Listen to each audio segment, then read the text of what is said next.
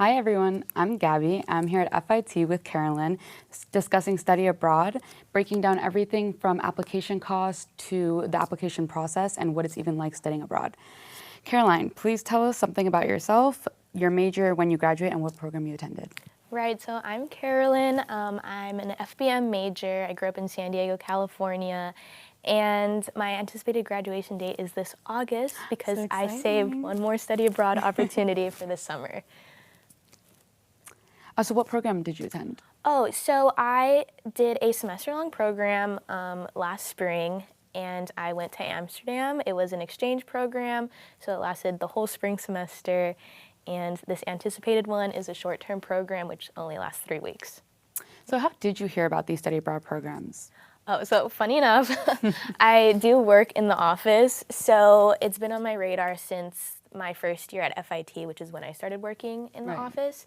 And once I was eligible to study abroad in my upper division, I had a meeting with all of the coordinators to really lay out my plan of studying abroad and then solidify a location.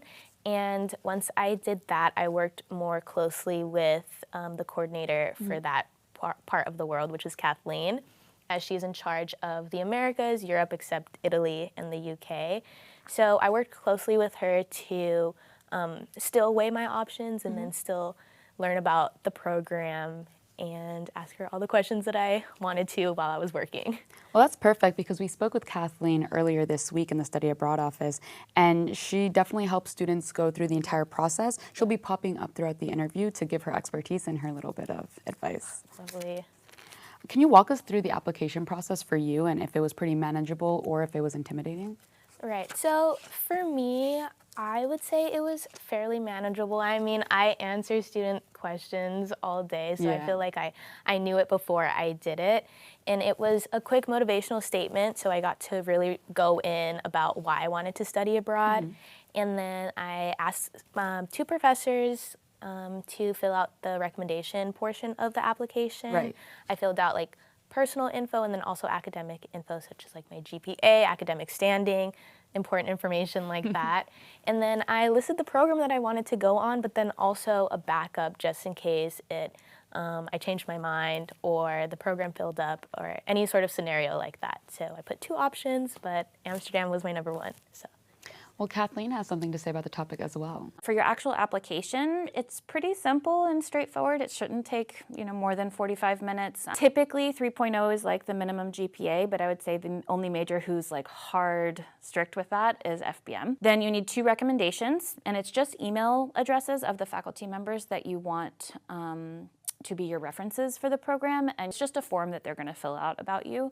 And then a brief motivational statement, which don't overthink, just like let us know why you're excited to go abroad. Well, aside from the application process, I know a lot of students worry about the cost. Do you guys care about cost at all? Tell us about how studying abroad was different from studying from NYC on a financial standpoint. Right, so when weighing my cost, I kind of had in my head that New York is just always going to be the expensive one. And so I was like, might as well spend my money having a different experience. So I researched Amsterdam and I found out that it kind of has like the same financial standing as in like spending wise as New York. The main difference for me that I found was the housing, which New York housing, I was gonna score anywhere. So for that, I went through the university to find housing. So I was in like an international student housing thing. And I was surprised because I only paid 800 euros a month, which equates to like maybe $830. Don't quote me on that. But I was like, wow, this is really interesting. But of course, you have to weigh depending on the country that you go to, the program that you go on, because it depends sometimes on the program. I went on an exchange, so I paid FIT tuition. And then if you go on a semester program, you could at times pay the school's tuition, which sometimes is less expensive than FIT, especially if you're an out-of-state student. So I would say jump on that opportunity. Yeah, and I'm sure like scholarships really help with that as well. Yeah, scholarships help a lot. I know the Study Abroad office has many awards. Me and that page, the study paying for study abroad page, we're like this. I spent so much time on there looking at my eligibility, requirements, deadlines, and yeah, so we do offer some. Yeah, let's see what Kathleen has to say about scholarships. The essay that if you wanted to apply for a scholarship, is the essay that you should spend a lot of time focusing on, but you're not required to apply for a scholarship. We do offer quite a few, anywhere from $1,000 to $7,500, and even for semester year-long programs up to $10,000. So, but really that's the application, and that's it. But now really, let's get into the fun stuff. What were your favorite moments and highlights from study abroad? Right, so I had many like moments that I'm gonna like cherish forever, and some of them are more simple, like sitting by the canal and just like taking in, I would say, like the Amsterdam air, which compares from like the New York air. I can imagine. Just kind of thinking like, wow, this is where I'm at right now, I'm doing this. And then bigger moments such as celebrating big holidays in the country. So King's Day is a huge one in the Netherlands. Everyone dresses up in orange to celebrate the king's birthday on April 27th. And it's a whole day spent outside in orange, with like the canals are flooded with boats and like people painted in orange, and there's DJs in the street. Like, it was very interesting to experience that holiday. I would compare it, I guess, to like the 4th of July, but I feel like they go way more extreme. Yeah, 4th of July, they were orange. Yeah, it's orange. But yeah, things like that I got to experience that I don't get to experience now in my everyday life is something that I do like carry with me and take a bunch of pictures on my phone. Well, I'm glad you had a great time. Yep. And also, did it really change a lot of your perspective on your major and like what you wanted to do professionally outside of FIT? Right. So when people say that like study abroad like changed their lives, typically people are like, you're so annoying. But for me, it changed my life, and I'm gonna be that annoying person because I did come back to FIT and I was like, I did an independent magazine program. So we got to work on like a fashion magazine for the whole semester. And I came back to FIT and I was like, I want to go into publishing. Like, I want to go into magazine creation.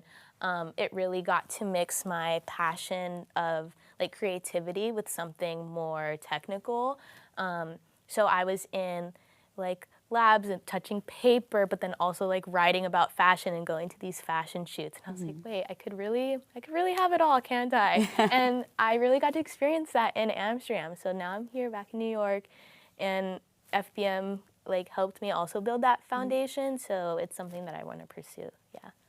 Well, that's amazing. I just wanted to say, like, that sounds so exciting. And I know you mentioned the magazine, but what other opportunities did study abroad really like bring that New York couldn't have provided for you personally?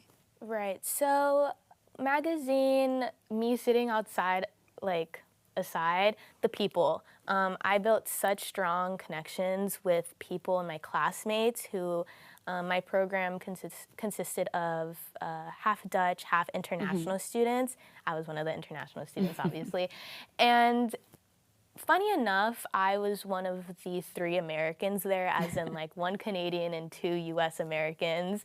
And so to build those connections, and I know New York is like a melting pot of culture as well, but to have a more intimate, I would say, like experience working alongside people with all of these, like all these different backgrounds and cultures was something that I haven't been able to replicate here in New York. I mean, my closest friend that I met there, she's from Hungary, and then I met this girl from Slovakia, and we connected over like our childhood.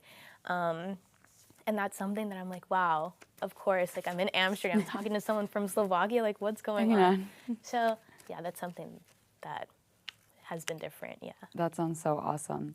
And just like another question, aside from the opportunities that it provided you, did it push you out of your comfort zone, and did it really like help you get out of your shell, if that makes sense? Right, so like I mentioned before, being like one of the only 3 from the west side of the world, it definitely pushed me out of my comfort zone.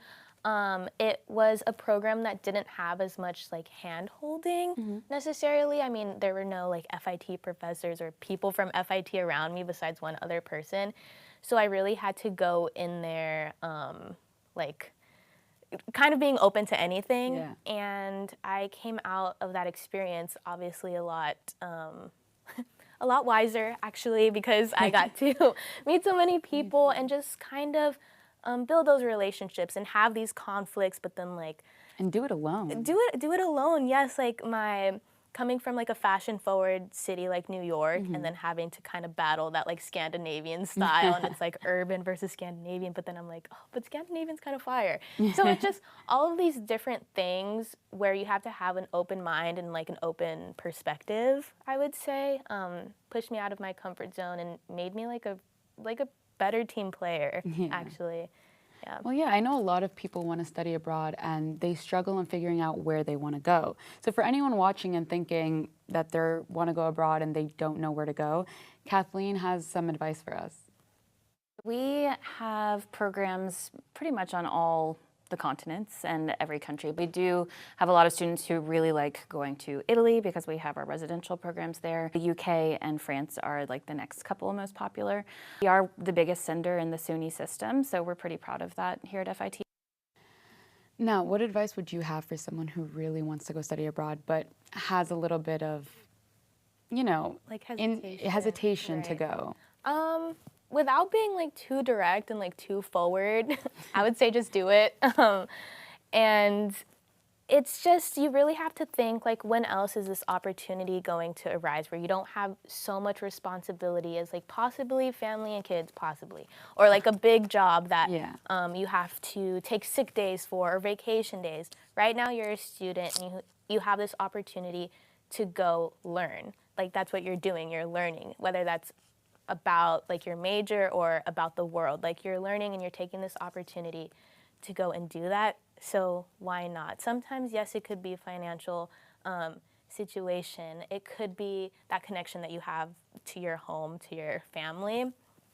But those things will always be factors, whether you're a student, whether you're an adult. So you should do it now while all of your joints work. And yeah, you can have fun and really build these connections. Let's do it. Well, that's awesome. Thank you so much for giving us a little bit of your personal insight.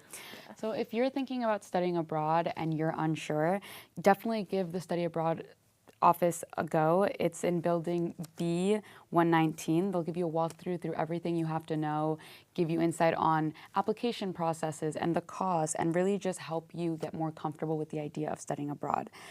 Thank you, Carolyn and Kathleen, for joining us. And if you have any other questions, please feel free to reach out to Kathleen. I would say my best piece of advice is go into it with flexibility, thinking about, you know, you may want to go to a particular destination, but if your major only, you know, allows for like one particular program for a semester, don't discount it just because it wasn't what you were hoping to necessarily do. A lot of the benefits that you get out of study abroad are not necessarily location dependent. It's about like the experience and like pushing yourself outside of your comfort zone and that kind of thing. And then that flexibility also applies like once you get on the ground there too. You know, as much as study abroad, like the study abroad office wants to help and make things as easy and seamless as possible, like part of the learning experience is like it's the hiccups that you're going to encounter. It's navigating challenges when you're far away from your parents that can't pick up a phone also that can, you know, try to fix things for you. When employers talk about like, you know, the soft skills that they love seeing from study abroad students or like students that have worked abroad, those soft skills of adaptability, flexibility, and all of that, that is, if you go into it knowing that you're going to have challenges, it'll make it a more, you know, successful experience. And